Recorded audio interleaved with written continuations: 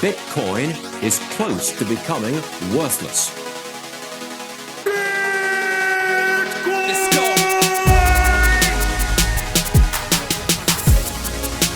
Now, what's the Bitcoin? Bitcoin's like rat poison. Yeah. Oh, The greatest scam in history. let's get it. Bitcoin will go to fucking zero.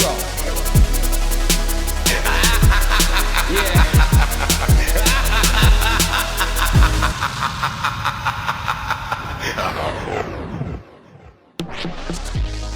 Alright, you ungovernable misfits.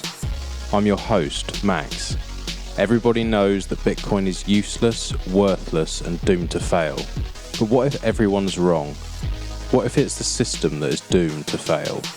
Join me as I speak to some of the brightest people in the space and slither to the deepest, darkest depths of the Bitcoin rabbit hole. Welcome back, everyone. Today I had the absolute pleasure of speaking to Stephen Chow. You might recognize him from Bitcoin Twitter.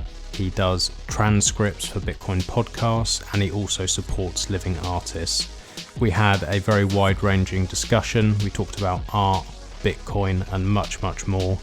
I had a great time chatting to him, and I really hope you enjoy listening. Before I dive in, I just want to say thank you very much to CoinFloor UK for continuing to sponsor the show for another year. And thank you to everyone who's been listening, everyone who's been asking questions, who's been writing reviews and suggesting the show to others. As we enter this bull run, make sure you have your coins off exchange, test your backups, and hodl. Enjoy the show. Hi Stephen, can you hear me? Yeah, I can hear you, Max. How are you? Doing very well, thank you. How are you doing? Really good, thank you. I've just finished watching your documentary actually, and yeah, I found it fascinating, and just really looking forward to jumping in and learning a little bit more about what it is you're doing. Because I have to admit, when I invited you on, I was like, right, there's this guy who's offering to do all of these transcripts. That's really cool. I love that someone's doing that, and I didn't know about the art side. And I love art myself. I'm part of the 21ism art collective. And when I saw this, I was like, right, this is going to be a good conversation. So just, looking forward to diving into it. That's awesome. Well, thank you for watching the documentary. It's incredible you finding these sort of artists from all over the world. Yeah, well, I guess I can jump right into it. This is kind of an evolution of maybe 10 or 15 years of trying to figure out what's wrong with the art world. And I guess that it culminated in my coworker at the restaurant that I'm working at just showing me Instagram. And once I figured out what was going on Instagram around 2016, I realized that there were just millions of people out there that you could discover through hashtags. And that kind of opened the door for me to just start researching within Instagram itself, all of these artists all over the world that I would have never heard about otherwise. What I like about it is that you're finding people who are living artists. There's so many art collectors and people who are interested in it who, they'll go for these expensive works and these things that are from artists that are long dead. And there are so many people who have so much talent, such incredible talent, and they either can't afford to spend the time to create the work that they want to create, or it gets put on the back burner because they have to support a family or whatever it is they have to do. And I think it's a great shame. So yeah, when I saw the documentary, it really struck a chord with me. Yeah, so the way I look at it is it's just this gigantic tragedy that these artists that are out there that maybe have been working for 15, 30, or 45 years, they've just never been asked to do this back burner project that they have in the back of their mind that is so much more ambitious than like the everyday person would ask them to create in a gallery setting, in like a gallery transaction, or just asking them to make a commission for them. And I just figured that the opportunity is just sitting right there to just ask them to make this thing that they've been dreaming of making for like 10 years. You just provide the budget and the project is underway. And it's to me, it's a very simple transaction, but someone just has to be willing to ask for it. How do you view this then? Is this something that you were always passionate about? Were you always passionate about art and wanted to be involved somehow, or did one day it just click for you? You were like, I mean, because the way I look at it is this is actually a big change to people's lives. Mhm. And art is a huge change to people's lives. It can literally save lives and make lives. So how do you look at this transaction? Is it something that makes you feel a certain way when you know that you're bringing something special into the world and allowing someone to do it, or like how does it feel when you're allowing people to do this work? Um, yeah, so I'm pretty sure I was just born to be in the art world because as far back as I can remember, say from the age of 4, I was collecting something aesthetic in some shape or form ever since then. And I guess all through the years up through college, it's just been a discovery process to figure out how I wanted to direct that energy into something that was not consumerist, because I was always afraid of just like any other tourist that visits Rome or something and just takes some snapshots and comes back home, and there's no net improvement in the world because of that tourism. Hmm. I'd rather figure out how can I look at the history of art and contribute to the next big thing that is art historically significant. And that sounds really crazy from if you say it like that. Um, It does actually. It does sound crazy, but you know what? We're in the Bitcoin world as well, and everyone thinks that's crazy as well. So we like crazy people. I like people who dream of changing the world, and the ones who are crazy enough to dream it are the ones that do. So I'm all for it. yeah, so I guess I look at it as using Bitcoin as a way to delegate this visionary dream to other artists, and I'm just the enabler of this. Hmm. And I guess what I figured out in my early 20s is that I'm actually very talented at identifying the artists who are capable of creating very significant artworks. That's extremely hard for me to like communicate to someone else who asks me like how can I also start identifying talented artists. I don't really know how to answer that question yet. Well, it's a complex thing, isn't it? I assume it's taken you a lot of practice and time to decide what it is that you love as well. I mean, how does that look? How are you sharpening your skills at honing in on what you think is the best art and who has the best talent and who it is you want to Mhm. work with? How do you do that? That's a great question. I think I take a look at the encyclopedic museums that already exist, say the British Museum or the Metropolitan Museum of Art, or any of these major museums that have departments in every possible culture that they can collect art from. And when you look at the guidebooks to these museums, they always publish these books that have like 2,000 photos of their greatest hits, say, like the masterpieces that they're proud of displaying in their museum. And I think just flipping through those and also visiting a lot of museums in person, you just start to get this general idea of what a museum quality work looks like. And then you take that idea and compare it to what's sitting on eBay, where there's millions of very mediocre works.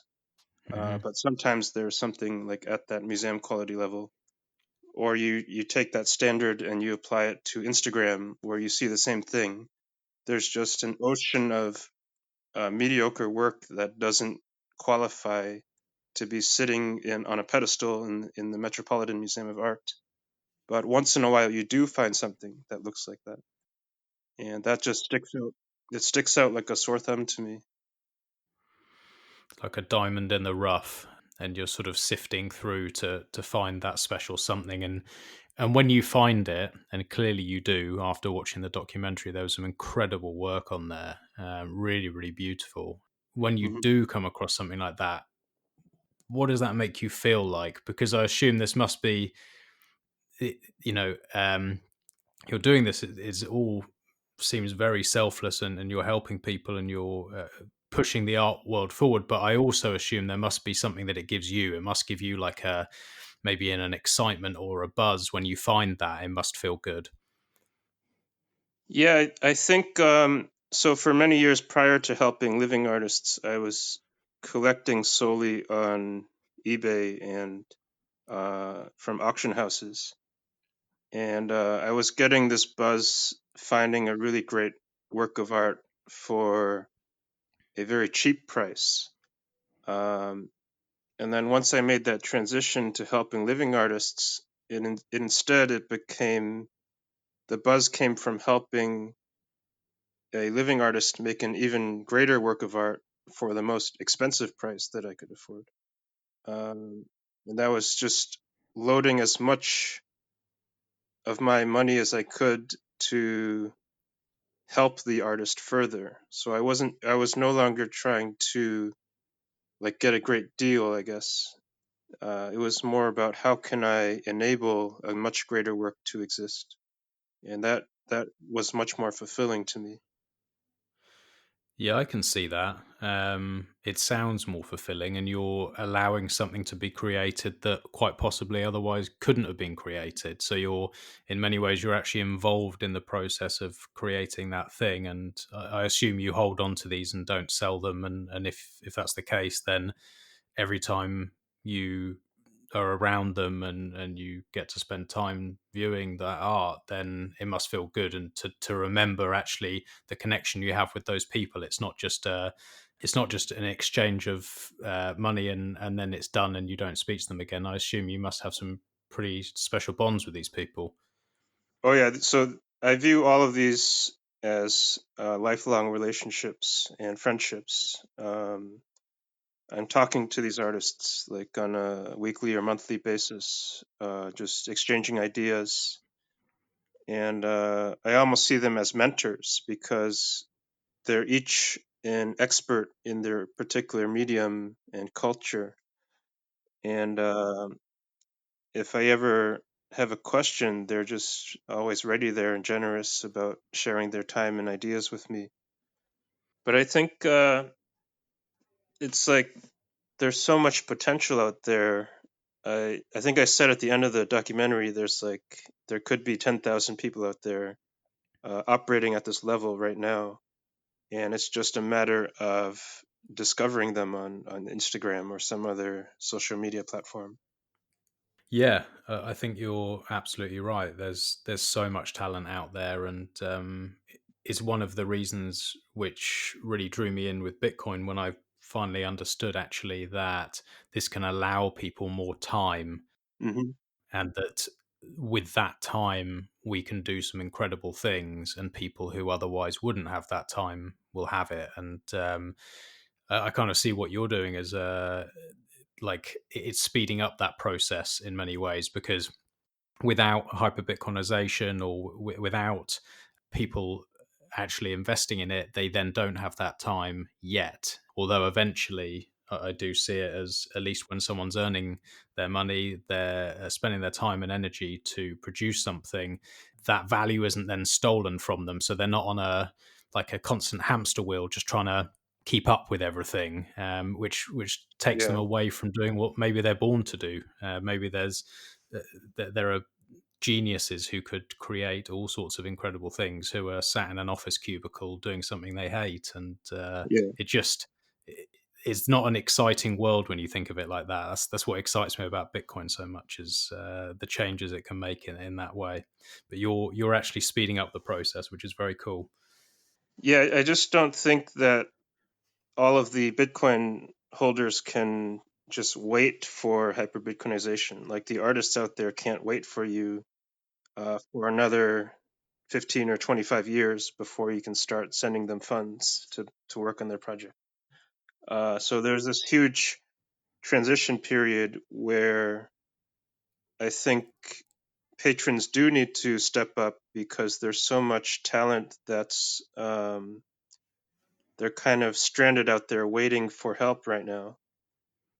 Yeah, absolutely. And it's interesting how you're finding these people. So you mentioned eBay and Instagram. Are they your two main places you're searching, or are you actually going into the physical world and trying to find these people as well? Or like, Mhm. how are you going about finding? Because I can only imagine this takes a huge amount of time.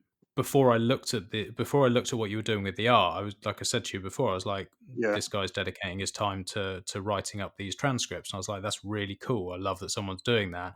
I yeah. thought to myself, that must take a huge amount of time to write them up, and now I'm finding that you're doing this as well.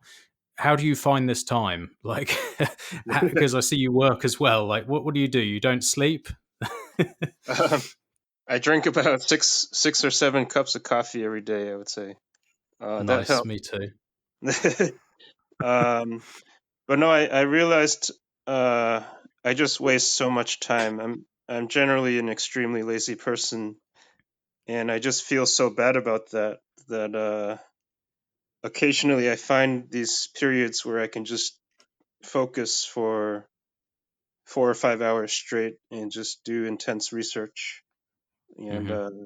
that's generally how it happens. Like really, like short bursts of research or short bursts of working on transcripts. Um, but yeah, I feel like if I don't discipline myself to spend all this time on researching or on doing the transcripts, it just gets wasted. Um, so I think if I'm on top of that time that's getting wasted, then it's like I feel like it's always there available for me to use. And so when you're doing these transcripts, you're speaking to someone who types very slowly, can barely write, very dyslexic. The idea of listening to a podcast and typing that up, I'd think to myself, right, that's going to take me all day because I have to keep going back and replay it and back and back and back, Yeah, and I wouldn't take in the information. So I'll always. That's why I love podcasts, is because I can listen, take in the information way more than I would with reading. Is it the other way with you? Are you yeah. sort of listening to them and typing whilst you listen, and then you like to read more than you listen? Um, yeah, I feel like I just don't retain much information at all if I'm just listening to the podcast. Like when I'm transcribing, I realize that most of the time I actually don't understand what's being said because I can't write it down. Um, and that does take repeated listens to figure out what they're actually saying. Um, but generally, I play the podcasts back at half speed, and most of the time that's slow enough for me to like keep pace with it as I'm typing. Okay, that's quick. How many words a minute is that? Oh, I want to say something like 130, 140. That Um, sounds very quick to me. I don't know I'd have what to to. compare it against. I guess I'll take a test today and figure out what that number is exactly. And do you enjoy that process? Like, how do your hands hurt after doing it, or like is it something that you find therapeutic? It is therapeutic in a way. I think for myself, I see it as a great motivation to actually listen to podcasts that I wouldn't otherwise have listened to. because I don't see myself like sitting around listening to 3 or 4 podcasts every day. I don't know. I guess I get distracted too much. So when there's this responsibility to actually get a transcript out there for everyone else, then I'm on top of it. Hmm. Yeah.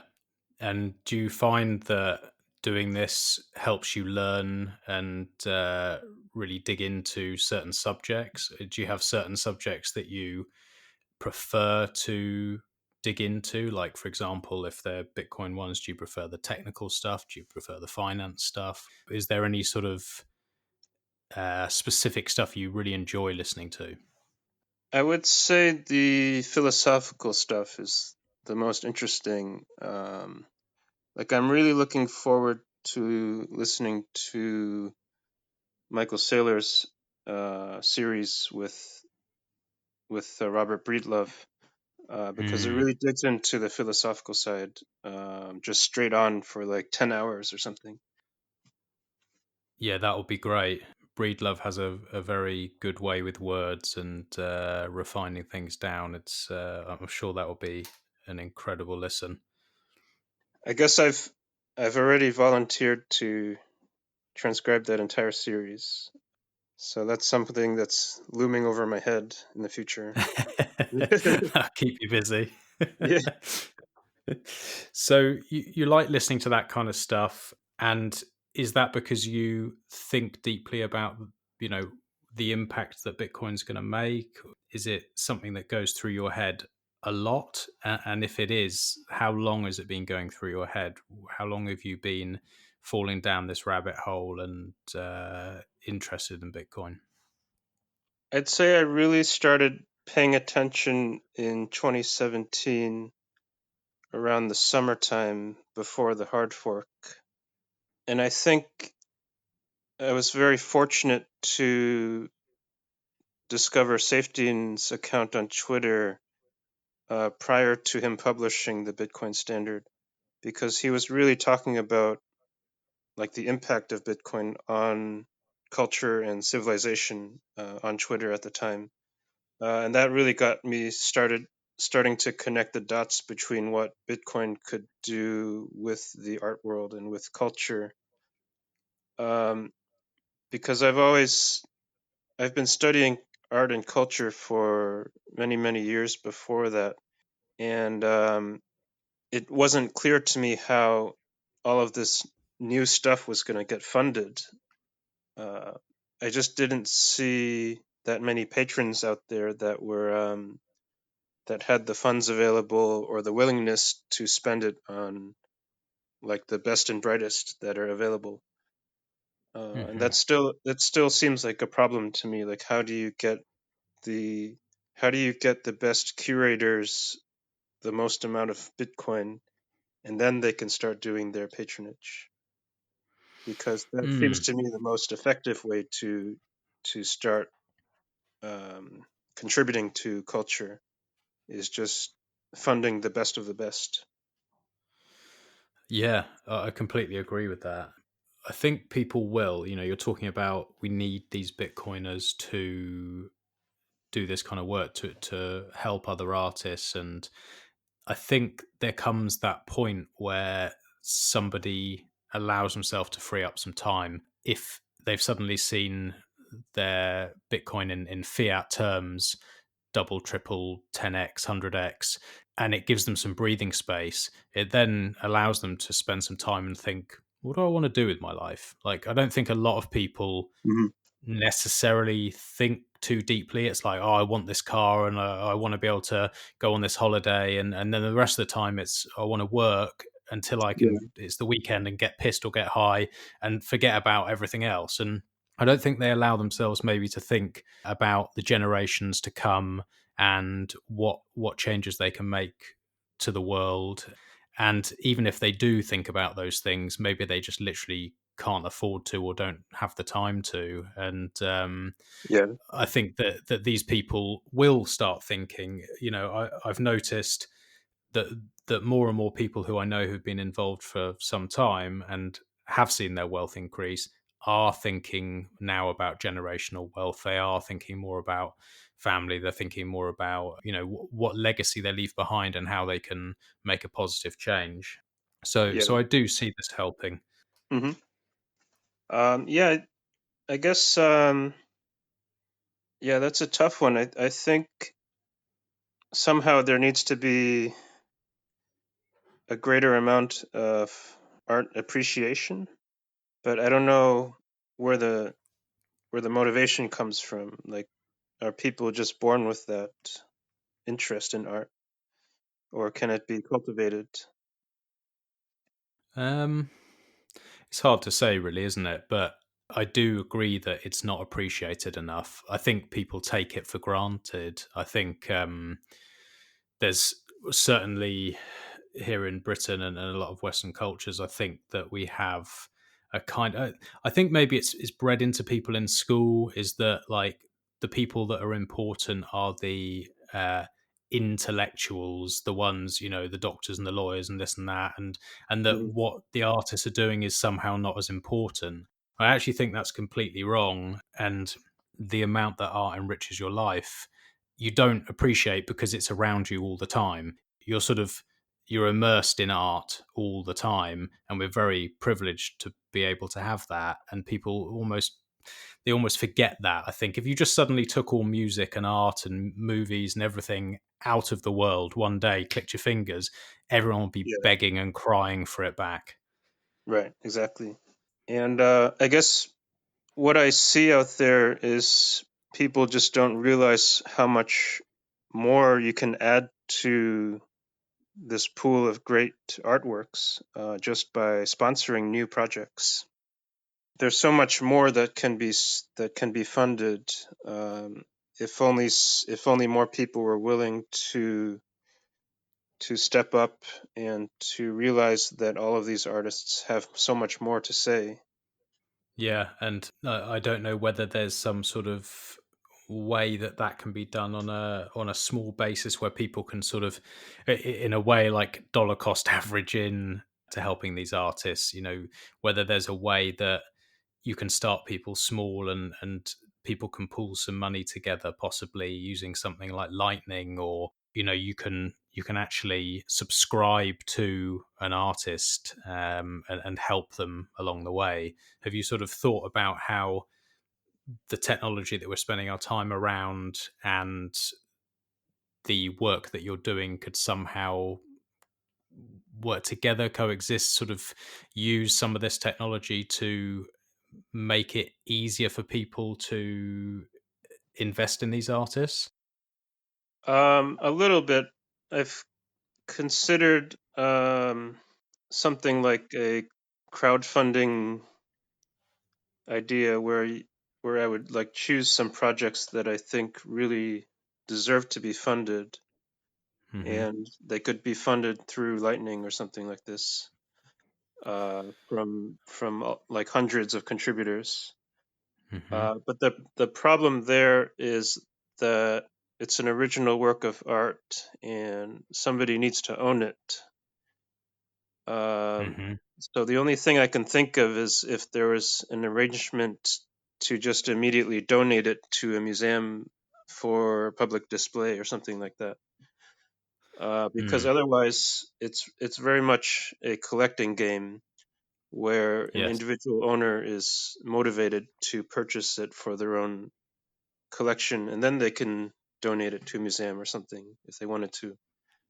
Mm. Um, Well, yeah, I think some people would definitely be keen to do it with no ownership. When I say investing in the art, what I really mhm, mean is investing in the artist. And what made me think of it was I was banging my head against a brick wall yesterday trying to set up on Lightning this IP2 Tour thing on a Raspberry Blitz. And you have to mhm, subscribe and pay, it's like 21 sats a day or something like that for the service.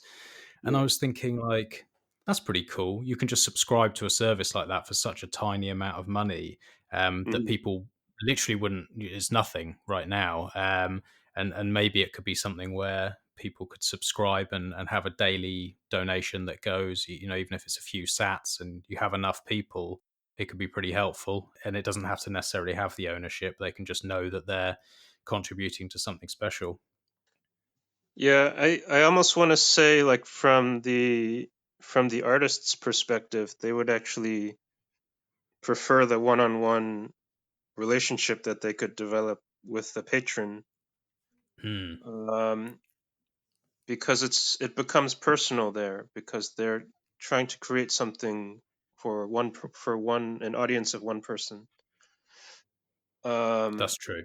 And I wonder if that kind of gets diffused a little bit if they're just creating their next masterpiece for all of humanity. That seems a little large.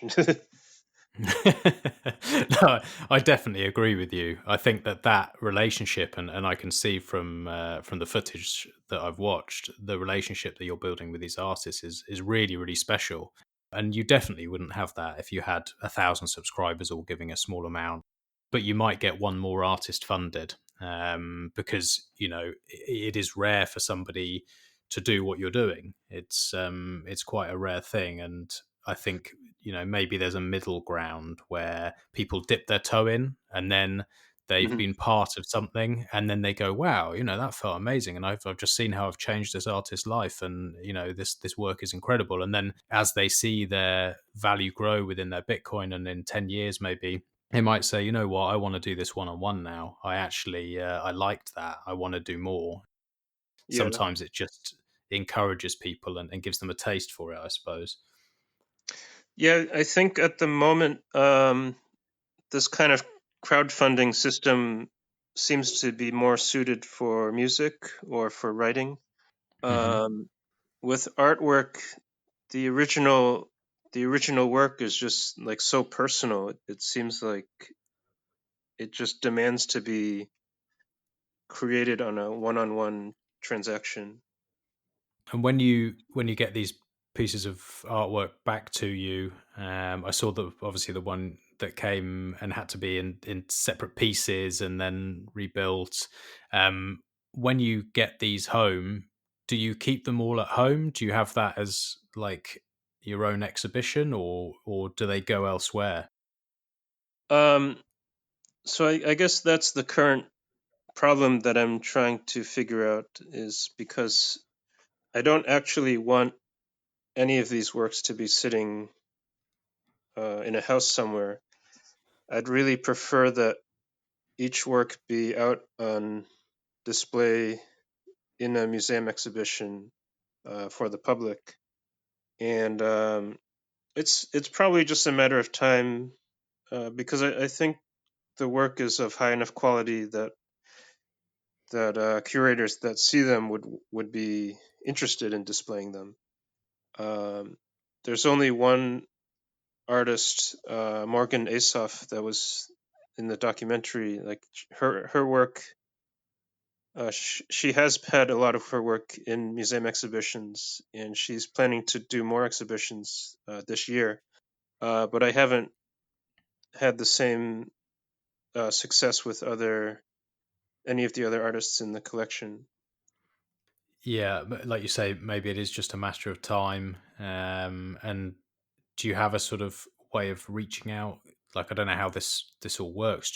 Can you Yeah. reach out to a museum and say, "Look, I have this piece. It's incredible. Could would you consider showing it?" Or do they have to come to you? Like, how does that side of it work?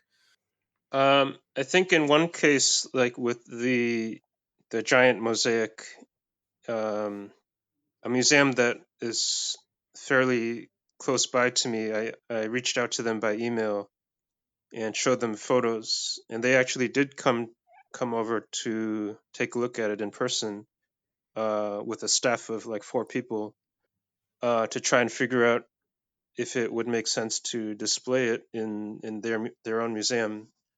Um, so that hasn't materialized into an exhibition yet, but hopefully it's just something that they have on the back burner on their side. But I guess that's how it would work, is just email exchanges, and that eventually turns into in-person visits by the particular museums. Well, that'd be very exciting if you can get one in, and great for the artist as well. I'm sure that would be Yeah. very exciting for them. So you've had obviously incredible work that I've seen. Have you had any where? Because I guess a lot of this is done online. Maybe you don't always see it physically.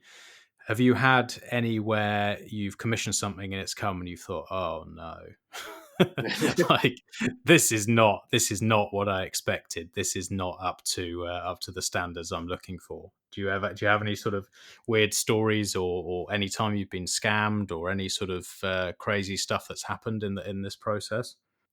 Yeah, I think thankfully most of the scams happened when I was collecting uh, privately just through eBay, like buying secondhand works. And they were scams, as in, and they were fakes, or they just took your money and sent you nothing. Yeah, one was a literal scam where the seller was just dragging me along for several weeks with excuses of not shipping this painting, and just ran off with $1,000 Ugh. after the date expired that I could um, apply for a refund or something like that. Bastards. Hopefully they bought XRP. I think there's been many cases where I just ended up buying forgeries and spending thousands and thousands of dollars on these things. And Oof. I think at the time, for some reason, I decided to just not get a refund and just start hanging these up on my wall, like as a wall of shame. I love I that. really wanted to take ownership of my huge financial mistakes. And this was before I even had heard about Bitcoin. I can see how it clicked for you. I can see how you saw Safe's posts and then this just clicked because, yeah, taking responsibility and all these kind of things you were already doing. Yeah, so I think it had to be at least like $50,000 of artworks that I had bought between 2012 and 2016 that were just complete garbage that I probably should have returned in retrospect. Um, and yeah, I was just totally oblivious to the fact that Bitcoin existed that entire time.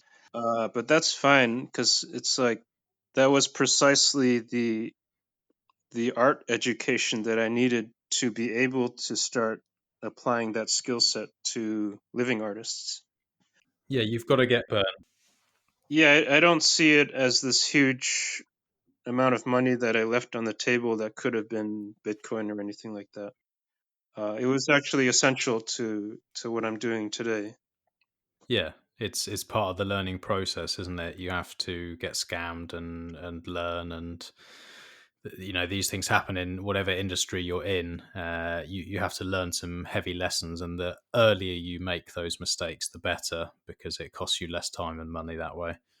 Yeah, and I should say, like, how I got started in 2012 with collecting art is I took a look at eBay and I just said, okay, every month, no matter what, I'm just gonna spend $500 or $1,000 on the best possible work I can find on eBay, and whether or not it's museum quality, I'm just gonna go for it and try to learn from there. And I did this for 18 months in a row, just looking at it. It had to be like 500,000 listings on eBay, um, just scouring all sorts of mediums and styles of artworks, looking for something, like you said, like a diamond in the rough. Hmm. And that actually worked a couple times where I found something that does deserve to be in the museum. But I think when I looked at it, it was so costly because there wasn't this one-on-one relationship with a living artist. And the other thing that gets lost is when you do find a great artist out there on Instagram, that's a working relationship that you can have for the rest of your lives. That could be like 30 or 40 years worth of commissions that you can have with this artist if you wanted to. And to me, that's just a priceless thing to be able to discover on Instagram. It's worth all the hours of research to find someone like that. Yeah, and these are the great things about social media. There's a lot of terrible things about social media, but it does allow you to find people you would otherwise not have been able to find. And yes, you've got to do some digging, and I'm sure it takes a huge amount of time. But without these tools, you probably would have never connected with these people. So how do you view that? How do you view these social media platforms? Do you think they're a net benefit, or would you still say they're a net negative, sort of on society in general? Um, I would look at it as a net positive. Um, but yeah, like you said, it's underutilized as a net positive because Hmm.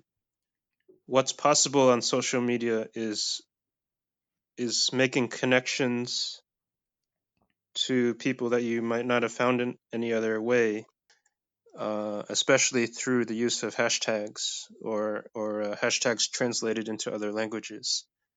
Hmm. That allows you to kind of it makes a direct link to someone on the other side of the planet immediately, and you can just communicate with them within seconds, and that's really incredible to me, having grown up in like the 1990s with a 56K modem or something like this, where it still might have been possible to do that 20, 25 years ago. Um, but I think the internet was so slow back then and so few people were using it that it just wasn't possible to make these kind of what do you call it? Connections. Yeah, like Yeah.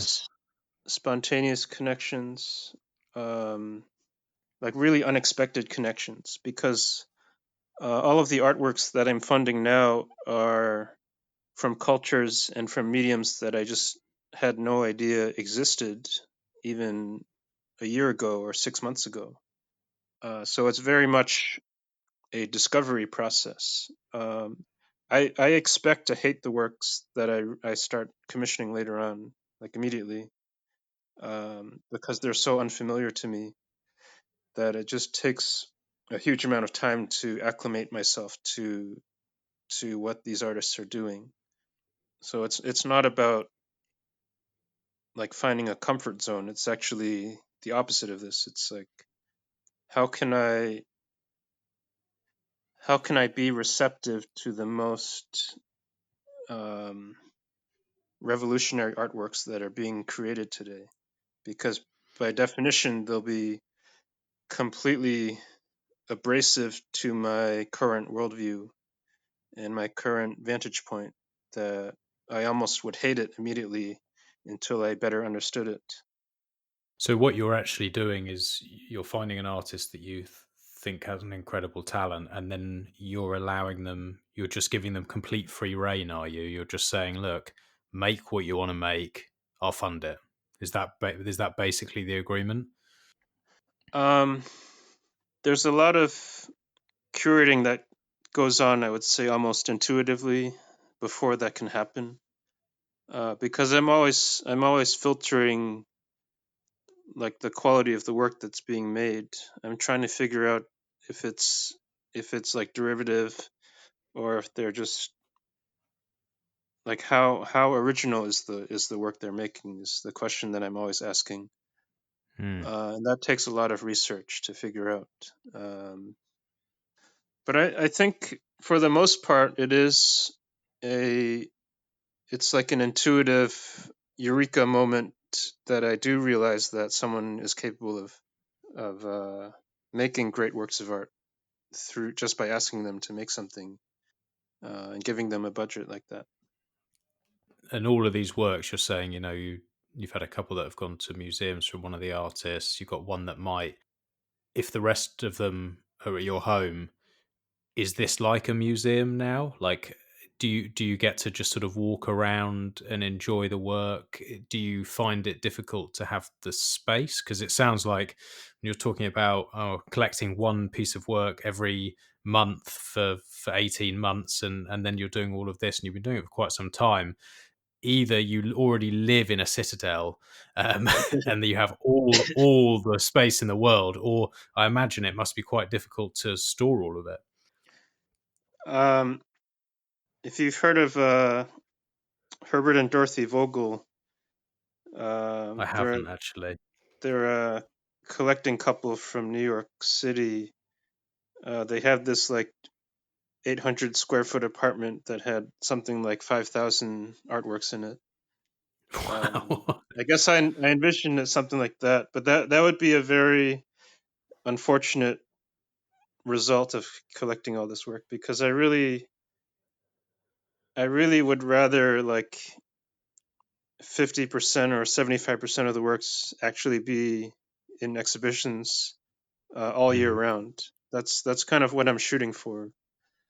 And to me, that's just a matter of finding the highest quality work that I can find. And if I can manage to do that, then I kind of expect museums to just jump at the opportunity to show these things because they are so incredible. And do you get involved in creating yourself? I think it possibly said in the documentary that you did some oil painting, but is that something you still find time for? Do you still create, or is that gone on the back burner? It's definitely gone on the back burner. I would say from about when I was 18 years old until about 22, I was very serious about studying oil painting and attending atelier classes where we would paint and draw from a live model 3 hours a day or 6 hours a day. And I actually became extremely depressed after doing this because I guess it seemed so meaningless from my perspective, because um, I didn't feel like I had a crystallized culture to communicate with the world. All I was doing at the time was just making a study of objects in nature or people in nature, and I wasn't actually transmuting that into something that was culturally significant. Um, it seemed like a very futile thing to do, to just make still lives or make portraits all day. That was how I looked at it. It's interesting that it made you feel that way, because I think for a lot of people it makes them feel the other way. It makes you feel that you are contributing something, or that you are expressing something. Or I know personally for me, when I started painting, uh, it literally saved my life. Like it Yeah.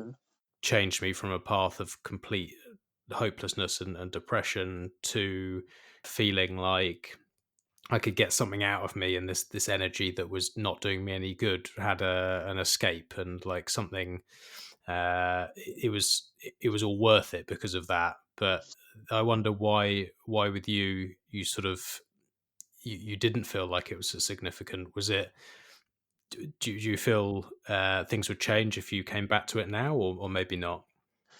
Um, as far as I can tell, it was missing like this transcendent quality that you find in like the Orthodox artworks or in very spiritual artworks or even spiritual writing or spiritual music.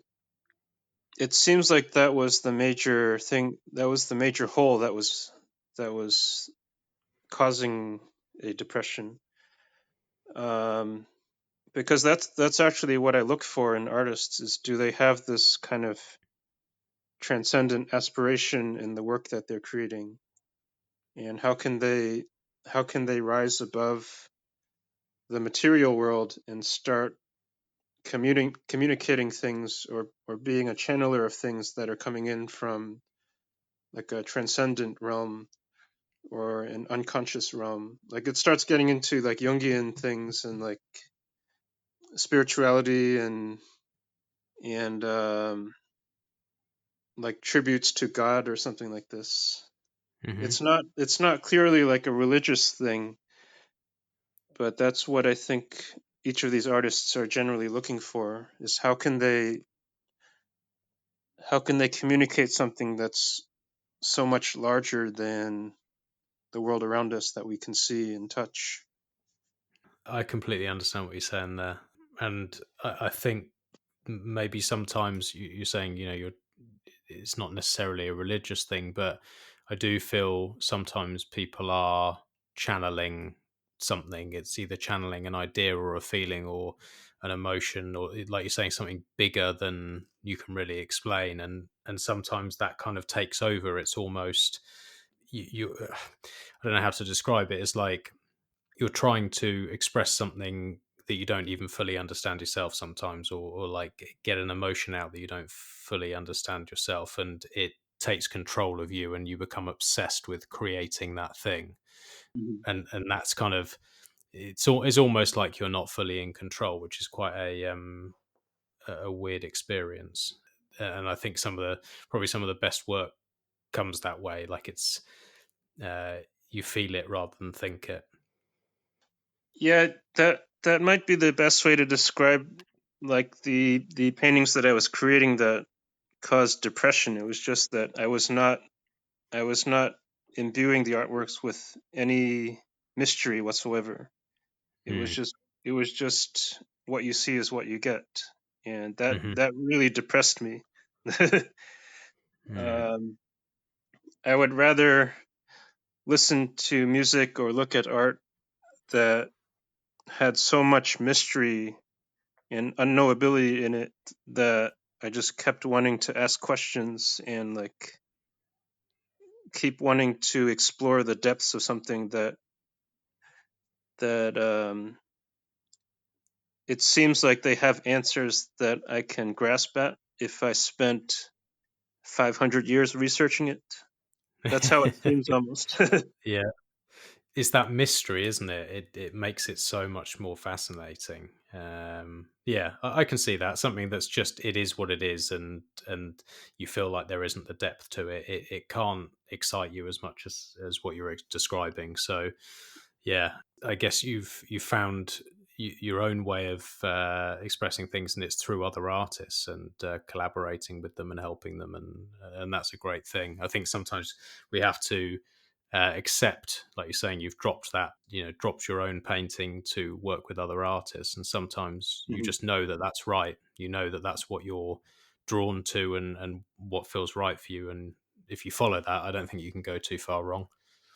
Yeah, and um, it really struck me to read this rule from Jordan Peterson where he said, "Opportunity lurks where responsibility has been abdicated," Mm. and that's what I saw out in the art world. Is there was this responsibility for the greatest masterpieces to be funded from living artists, and I couldn't find anyone that was actively trying to sponsor these things, and I couldn't understand why.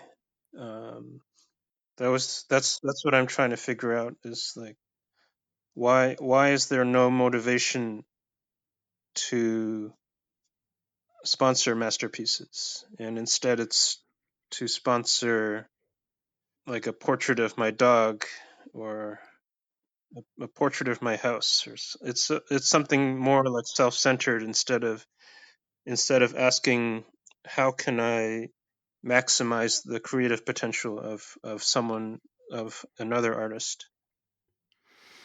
Yeah, you're talking about Jordan Peterson there. I read his 12 Rules for Life book, and I watched a lot of his talks and things. And I'm a big fan of a lot of the way that he thinks about things, and it seems like he goes very much down the sort of religious roots and looking at sort of cultures and going into things a lot more deeply than most people are thinking about. I wish we could get him on our Bitcoin side. I know I think he had Yeah, his Patreon taken down not too long ago for something he said, and he's had a lot of problems. And yeah. do you think he actually maybe is one of the NIMs on Bitcoin Twitter, or or is involved, or do you just think somehow he's too busy? Well, I mean, I see his daughter Michaela Peterson interviewing a lot of Bitcoiners. Hmm. I think she interviewed Safety and Bitstein, Michael Goldstein, very recently, Hmm. a couple months ago. So Mm. I'm sure Jordan is aware of Bitcoin, but I don't know. I haven't I haven't really been paying attention to what he's been doing the past few months. Yeah, well, like you say, maybe if his daughter is this the daughter that in his book he's talking about, she had some real health problems and that going on a sort of carnivore diet had massively helped her. I seem to remember Yes, something like exactly. that. Yeah, yeah. That's That's her, Michaela. right? Oh, I'll have to check those podcasts out. I haven't listened to them. Um, I think it's just a matter of time. I think there's so much pressure to just go all in on Bitcoin right now Hmm. that people will just be shamed out of being a no coiner within a year across the entire planet.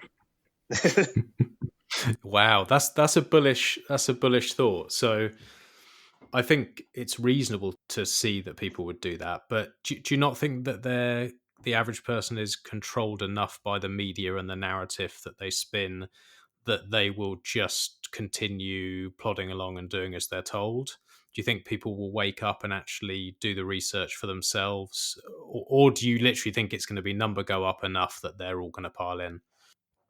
um, I would hope that losing tons of money is a great enough motivation to start figuring out what's wrong with the world.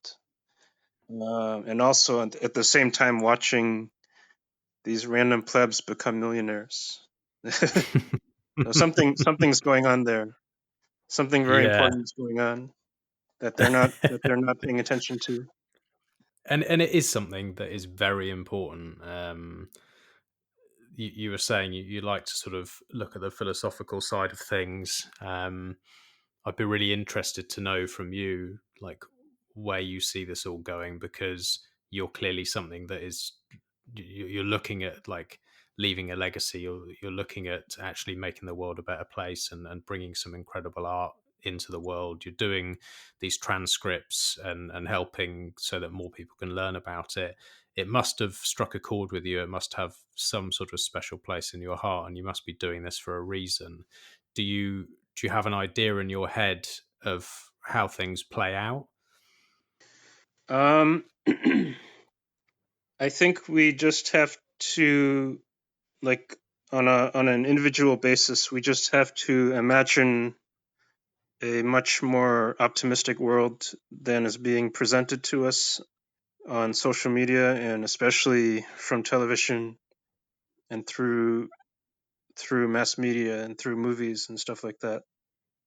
And I guess Twitter and specifically Bitcoin Twitter is the most effective way that I've found to just completely wake up to what's going on around the world and actually like get a grasp of some real truths that are being suppressed everywhere else. So it seems like the faster we can get people to study Bitcoin Twitter, the better the world will become. But that seems like a tall order. And we're also toxic as well. Oh, we're awful people telling things how it is.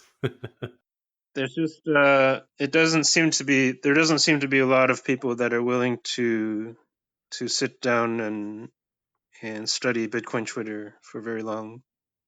It's kind of like a an acquired taste, I guess. Yeah, I think it's definitely an acquired taste, and it takes a long time to understand the lingo, understand. It's pretty confusing for someone who's just stepping in.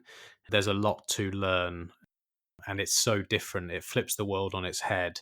And I think if you already have a view of the world where you don't trust the politicians, you don't trust the bankers, you don't trust anything that's in the media, you have Mhm. your own views on things, and you're not a materialistic type of person who's sort of just been allowed to be programmed a certain way, you can more quickly make sense of it all, and it's not such a shock. But to go from literally being a robot into I'm reading Bitcoin Twitter and every single thing in my life that I thought was real is a lie. Yeah.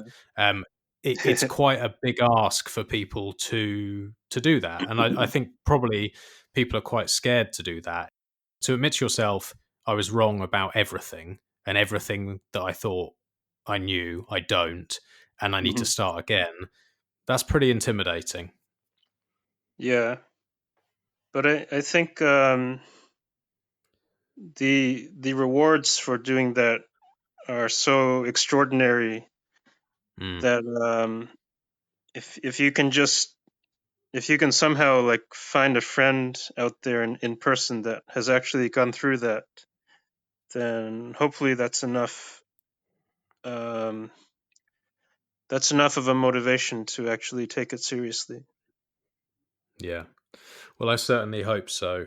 I want to see a freer world. I want to see more artists be able to create, less people be put into little boxes and made to punch in numbers that don't really matter and have these bullshit jobs that don't actually help society at all. I think the world can be incredible, and what you said about not allowing ourselves to think, oh, the world's going to go to shit, and believe what's on the news is pretty powerful. Like having that positive outcome, Mhm. you can't have that unless people actually believe and work towards it. So the more people that jump in and start fighting for it, the better. Yeah, and just an aside, have you watched the movie Children of Men? No, I haven't. Um, that strikes me as a very extremely relevant movie to watch nowadays, because I see a lot of that.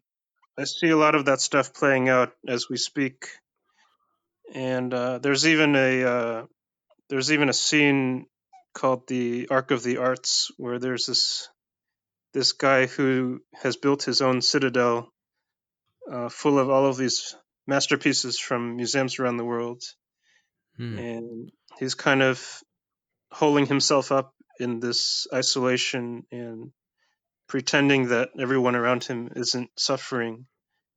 And that's something that I'm trying to avoid is this. um, I guess from that perspective I'm against the idea of citadels because you no longer have compassion for your fellow man. Hmm. I'd rather that we actually try to help everyone at the same time, Hmm. instead of trying to escape from it. Yeah. I don't like the idea of these walls going up and shutting people out and all of the rest of it. But when I sort of think about a citadel, I suppose I think about it in terms of there are certain rules that you would have within certain areas, call it a citadel, where people would be in agreement of how they want to live their lives. And, for example, if they want to smoke a plant, they're not going to go to prison for it, Hmm. but if they steal from another person within that citadel, they're out. And you have these certain agreements between your fellow man. And if people actually think, no, all I want to do is just arrest people for smoking a plant, I love that. I love taking away their freedoms. It's Yeah. brilliant. Well, they can fuck off over there and they can do that to each other. That's more what I see as a citadel, is that like you're never going to get everyone on the planet to agree. You're just not. Like it just you Yeah. can't. We're all too different, but maybe we can be a little bit closer to the people who we agree with, and we don't we don't have to infringe on anyone else's freedoms at all. They can go and do what they want, but we won't allow them to do the same to us. Yeah. Yeah, it's interesting. I don't know if that necessarily has to involve like physical relocation to somewhere else. Because like with Bitcoin, it's kind of like you're just standing where you are, and you're just arming yourself with new protections against this kind of thing.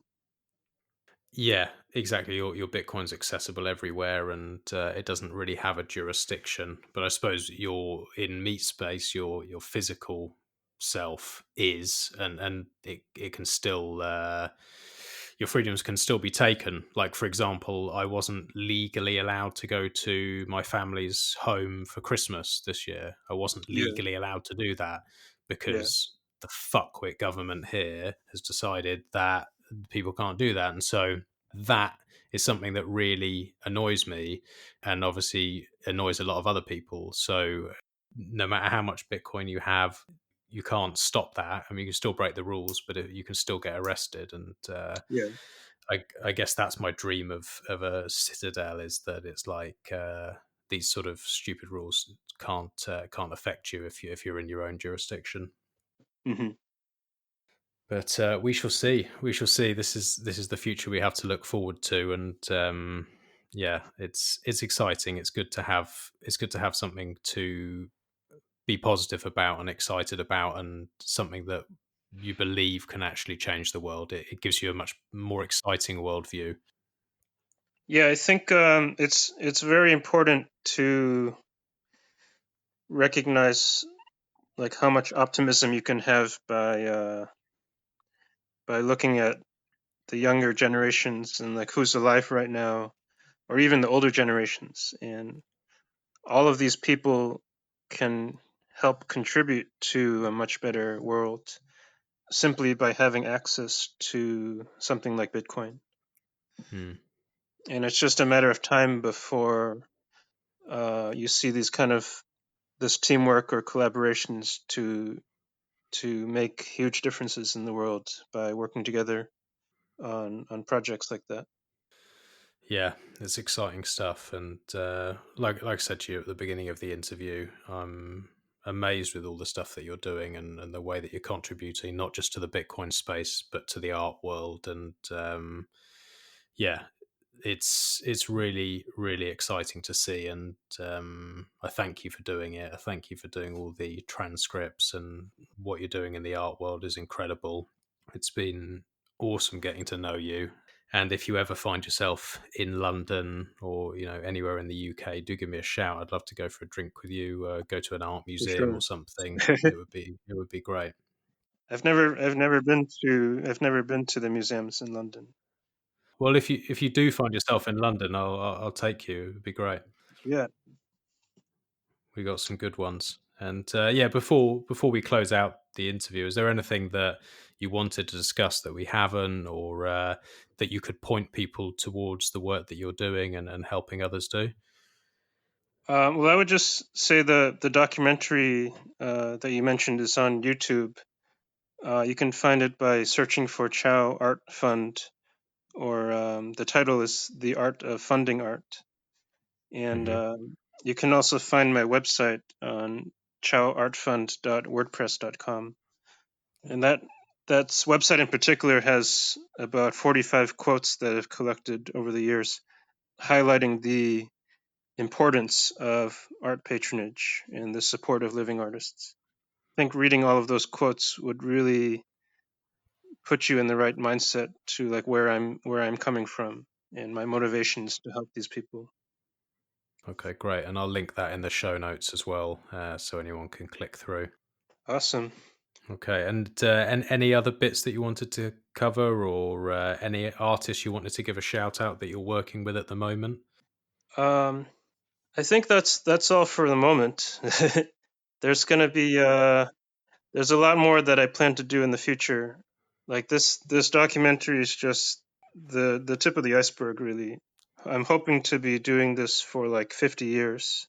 And if I can manage to do that and Bitcoin does what it's going to do, who knows? All kinds of crazy stuff can happen.